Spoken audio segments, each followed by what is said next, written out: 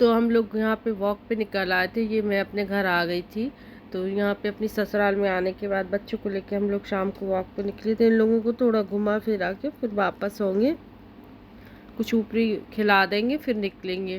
तो दोनों हाथ पकड़ के चल रहे थे, बिल्कुल देखना पड़ता है अभी। तो उसके बाद फिर उस यहाँ पे मैं रहूँगी 2-4 दिन, उसके बाद फिर मैं अपने दोबारा जाऊँगी वापस। ये आके थक गए थे, आराम हो रहा था इनका, इतने थक गए थे क्या बताऊं। यहाँ पे फिर स्कूल से आए तो यूनिफॉर्म वगैरह चेंज करते हैं बच्चे, फिर अपनी बोतल दूध खाना पीना खाते हैं।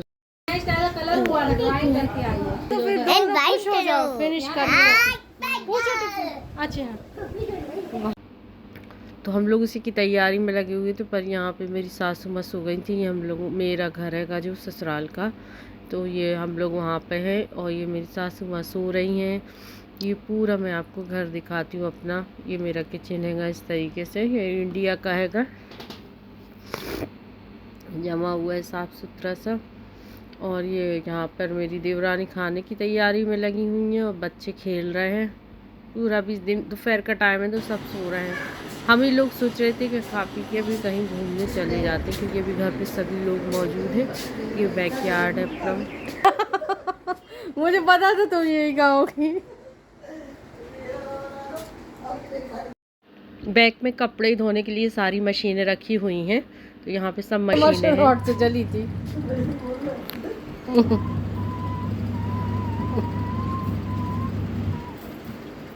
ये मेरी मशीन थी जो मशीन रॉड से जल गई थी, तो बेचारी चलने के बाद भी चल रही इतने बरसों बाद।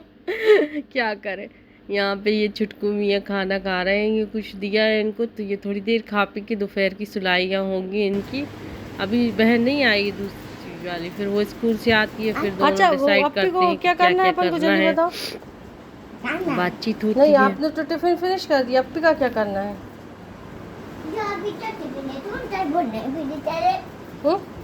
खाने तो बहुत अच्छी बात है। खत्म कर दो। ये आपके लिए बनाने जा रहे हैं कैरेट। हाँ, लाई आपके लिए बना दे। बनाना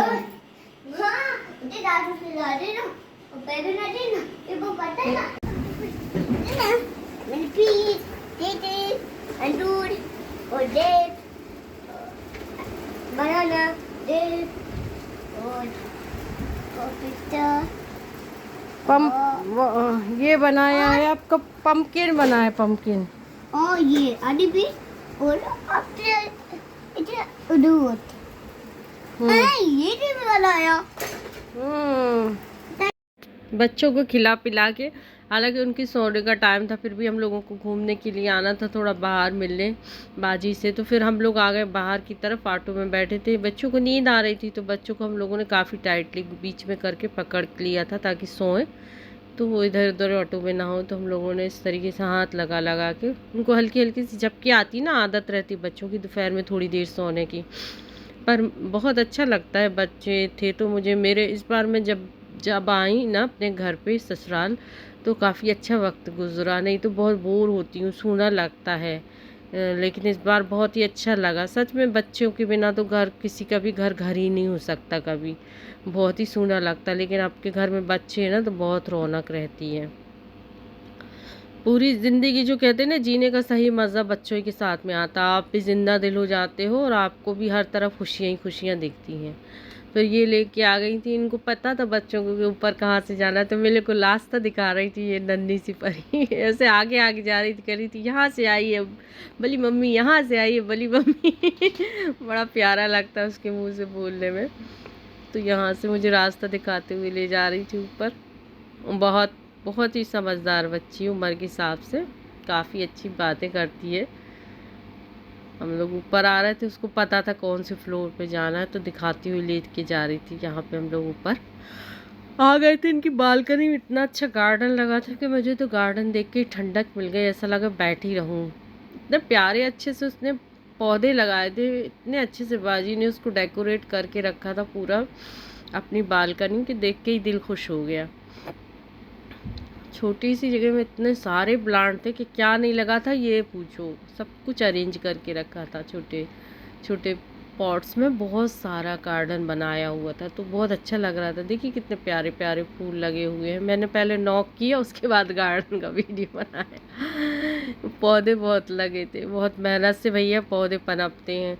इसके बाद फिर मैं अपने 2-3 दिन रहने के बाद फिर मैं अपने ससुराल से वहाँ चली जाऊँगी, फिर अपनी सिस्टर के यहाँ, फिर वहाँ 1-2 फैमिलियों से और मिलना है।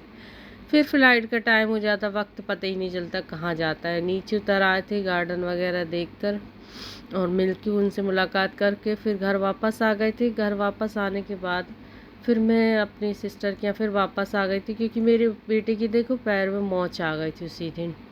ये जब तक आई हूँ तब तक मोच रही है। एयरपोर्ट पे भी ये लंगड़ा लंगड़ा के ही चल रहे थे। गर्मी में बैठ के छत पे पानी पूरी खाने का मज़ा ही अलग है। मैंने बाकी ब्लॉग भी डाले अपनी ईद के, नमाज के और उसके शॉपिंग वगैरह के, तो आप देख के बताइए कि आपको सब कुछ कैसा लगा। इंडिया की पूरी विज़िट मैंने डाली हुई है। सबसे कोशिश करा है कि आप देख लें सब कुछ कहाँ कैसा मैं अपनी फैमिली के साथ एंजॉय किया।